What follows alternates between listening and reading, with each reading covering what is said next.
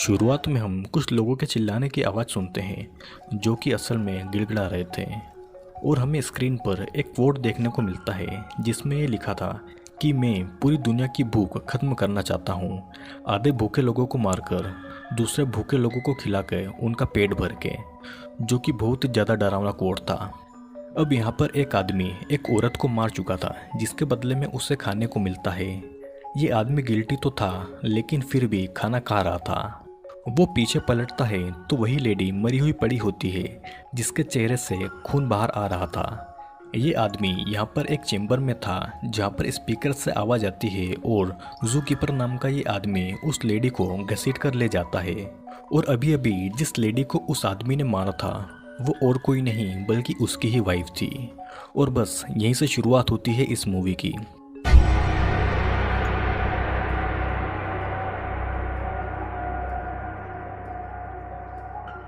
अब यहाँ पर तीन यंगस्टर्स फ्रीडम नाम के एक बंद पड़े हुए टाउन में जा रहे थे। बेक एक कॉमिक लिखता था और कैंडिस बेक की गर्लफ्रेंड थी और जिमी बेक का भाई था।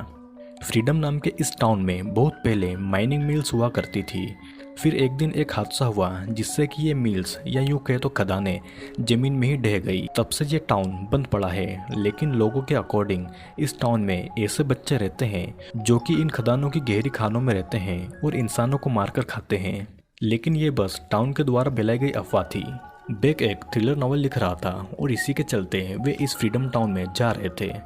बट जब ये एक ब्रिज के नीचे से क्रॉस कर रहे थे तो सडनली कोई पर्सन इनकी कार पर एक बड़ा सा पत्थर फेंक देता है जिससे कि ये बाल बाल बचते हैं, लेकिन कार की विंड स्क्रीन टूट जाती है। बेक कार से उतरकर उस पर्सन के पीछे जाता है लेकिन कैंडिस उसे मना कर देती है क्योंकि इस टाउन में पहले से ही बहुत ज़्यादा अफवाहें फैली हुई थी।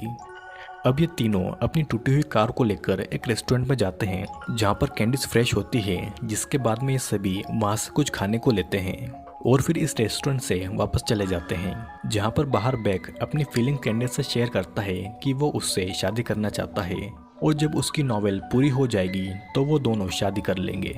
जब ये टाउन पहुँचते हैं तो टाउन पहुँचते पहुँचते शाम हो जाती है और ये टाउन पूरी तरह से खाली था। फिर जेमिनी एक अबेंडन घर में चला जाता है जिसे बुलाने के लिए कैंडिस और बेक भी उस घर के अंदर चले जाते हैं। लेकिन सडनली कोई पर्सन वहाँ पर आता है और कैंडिस की कार चुराकर वहाँ से ले जाता है क्योंकि कैंडिस ने कार की चाबी कार में ही छोड़ दी थी। और अब ये तीनों यहाँ पर इस खाली पड़े टाउन में फंस चुके थे। इन सभी के पास फ़ोन तो थे लेकिन इस टाउन में कोई सिग्नल टावर नहीं था और फ़ोन में नेटवर्क बहुत कम आ रहा था। इसीलिए बेक एक घर की छत पर चढ़ जाता है और 911 पर कॉल करके उनकी लोकेशन बताता है, लेकिन उसके कॉल पूरा नहीं हो पाता क्योंकि वहाँ पर नेटवर्क बहुत ही कम आ रहा था। कैंडिस उस घर के अंदर कुछ चेक करती है और उस घर की विंडो से उसे उसकी कार दिखाई देती है।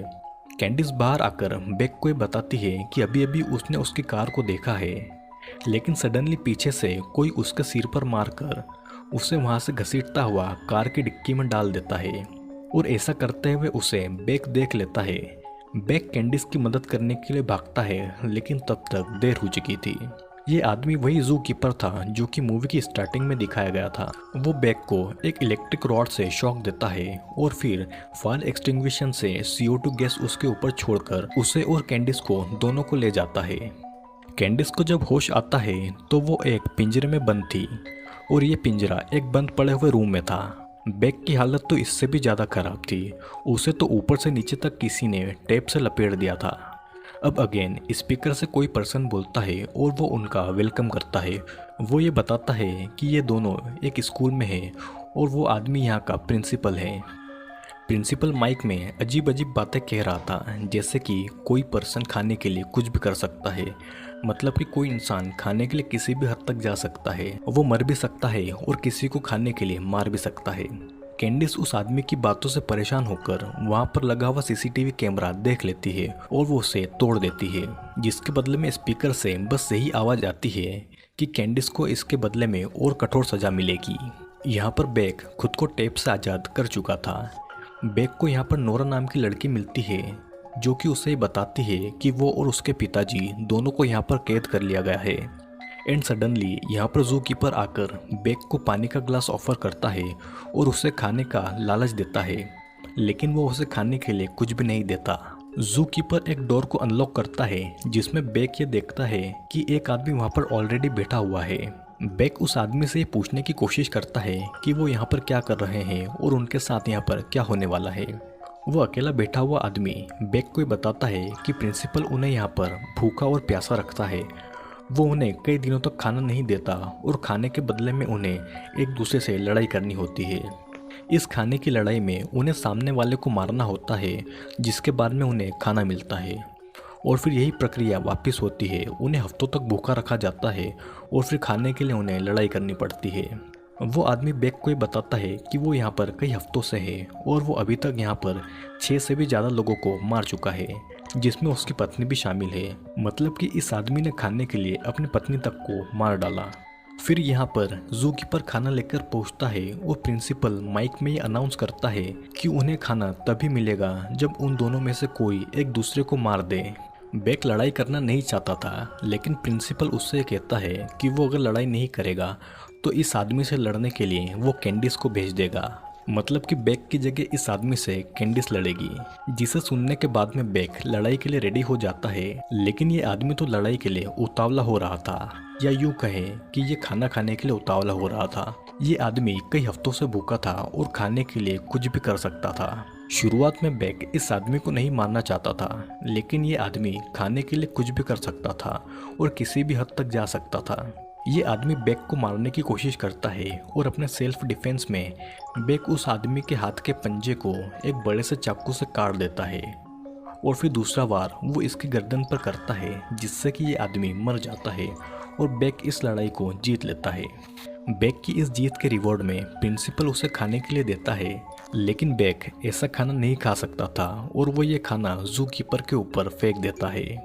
ये सभी लोग जहाँ पर बंद थे, ये फ्रीडम टाउन का एक हाई स्कूल था और प्रिंसिपल कैंडिस के पास वाले रूम में ही था, जिसे कैंडिस एक होल के जरिए देख सकती थी।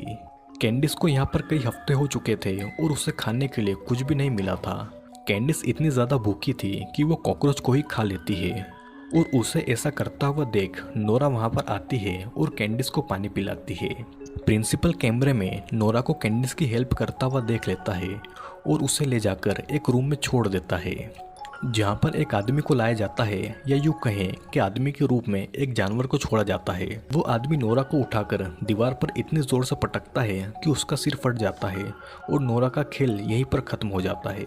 जिसके बाद में ये आदमी नोरा के मांस को चाटने लगता है। कैंडिस को कई हफ्तों से खाने के लिए नहीं मिला था और खाने के बदले में उससे लड़ाई करनी थी, जिसके बदले में जू कीपर एक खतरनाक औरत को वहां पर कैंडिस से लड़ने के लिए छोड़ता है और मारने के लिए उसे एक कैंची मतलब कि सीजर दे देता है।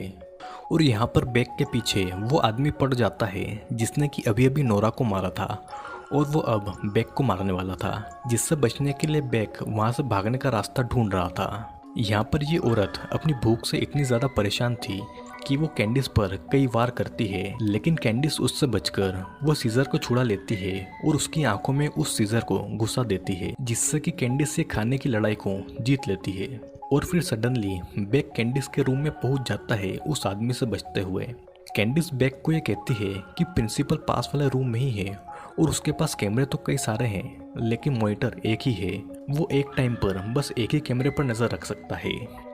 कैंडिस और बेक एक दूसरे से ये बातें करते हैं कि यहाँ पर कई सारे लोग फंसे हैं और उनके बचने का कोई भी रास्ता नहीं है, उन्हें जल्दी मार दिया जाएगा। अब यहाँ पर जूकीपर आता है कैंडिस की जीत पर उसे एक पिज्ज़ा का स्लाइस देने के लिए, लेकिन बेक उस पिज्ज़ा स्लाइस को पहले ही खा लेता है क्योंकि वो कई ज़्यादा दिनों से भूखा था। कैंडिस जूकीपर से कहती है कि वो उसके लिए एक और पिज्ज़ा का स्लाइस लाकर दे, जिसके बदले में वो उसके लिए कुछ भी कर सकती है। कुछ भी से मतलब है कुछ भी। जूकीपर कुछ देर सोचता है, लेकिन प्रिंसिपल उसे बुला लेता है, जिसके बाद में कैंडिस बेक पर बहुत ज्यादा नाराज होती है क्योंकि वो उसका पिज्जा का स्लाइस खा चुका था। और यहाँ पर हम ये देखते हैं कि इंसान खाने के लिए कुछ भी कर सकता था। कैंडिस पूरी तरह से खाने के लिए पागल हो चुकी थी। वो बेक के पेट में से वापस खाना निकलाती है, वो उसके मुंह में उंगली डालती है और उससे उल्टी करवा कर उसके पेट से निकला हुआ पिज्जा खा लेती है। जिसके बाद में बेक उस मरी हुई औरत के पेट में से सीजर निकालता है और उसे एक दीवार में जाकर चेक करता है। अब ये सीन कट होकर उसी रेस्टोरेंट पर आ जाता है जहाँ पर कैंडिस और बाकी के लोग गए थे। उस रेस्टोरेंट में एक डिटेक्टिव आई हुई थी और वो कैंडिस और बाकी लोगों के बारे में पूछ रही थी, क्योंकि इन सभी को गायब हुए 1 महीने से ज़्यादा हो चुका था और उनकी कोई भी खबर नहीं थी। फिर वहीं रेस्टोरेंट में बैठा हुआ एक बूढ़ा आदमी डिटेक्टिव को ये बताता है कि उसने उन तीनों बच्चों को देखा है, और वो आदमी उस डिटेक्टिव को उस जगह पर ले जाता है जहाँ पर उसने उन्हें आखिरी बार देखा था। इधर स्कूल के अंदर बेक और कैंडिस के पास में जू कीपर खड़ा हुआ था और बस वो कैंडिस को ही देख रहा था। शायद जू कीपर को कैंडिस की बात समझ में आ चुकी हो और कैंडिस भी इस बात का फ़ायदा उठाती है। वो जू कीपर से खाने के लिए कुछ मंगवाती है, लेकिन वो उसकी नहीं सुनता और वहाँ से चला जाता है। जो सीजर बेक को मिली थी वो उससे रोज़ दीवार में होल बना रहा था, जिसकी खबर उसके और कैंडिस के अलावा किसी को नहीं थी। जब बेक दीवार में होल करता था तब कैंडिस वहाँ पर पहरा देती थी। फिर कैंडिस बेक को ये बताती है कि वो उसके बच्चे की माँ बनने वाली है और वो प्रेग्नेंट है। कैंडिस बहुत ज़्यादा कमज़ोर हो चुकी थी क्योंकि उन्हें बहुत टाइम से खाने के लिए कुछ भी नहीं दिया गया था। अब यहाँ पर जो आदमी डिटेक्टिव को लेकर आया हुआ था वही प्रिंसिपल था, जिसका असली नाम था एजविक। प्रिंसिपल डिटेक्टिव को स्कूल में ले जाकर उसे एक हैमर से मारकर उसे बेहोश कर देता है और उसे एक दूसरे भूखे आदमी के सामने लाकर छोड़ देता है उससे लड़ने के लिए। और ये भूखा आदमी था नोरा का फादर। जू कीपर उस डिटेक्टिव और उस आदमी को रोड देता है एक दूसरे से लड़ने के लिए, लेकिन डिटेक्टिव ये समझ नहीं पाती कि यहाँ पर चल क्या रहा था और उसे यहाँ पर क्यों छोड़ा गया है। फिर अगेन बेल रिंग होती है, जिसके बाद में दोनों खाने के लिए और जान बचाने के लिए एक दूसरे से लड़ते हैं। ये आदमी डिटेक्टिव के मुंह में एक रॉड को घुसाकर उसे खत्म कर देता है और अपनी मील को एंजॉय करता है। हम ये देखते हैं कि बेक दीवार में पूरी तरह से होल कर चुका था। वो दोनों बस बाहर निकलने ही वाले थे कि प्रिंसिपल को पता लग जाता है कि उनका कुछ प्लान है।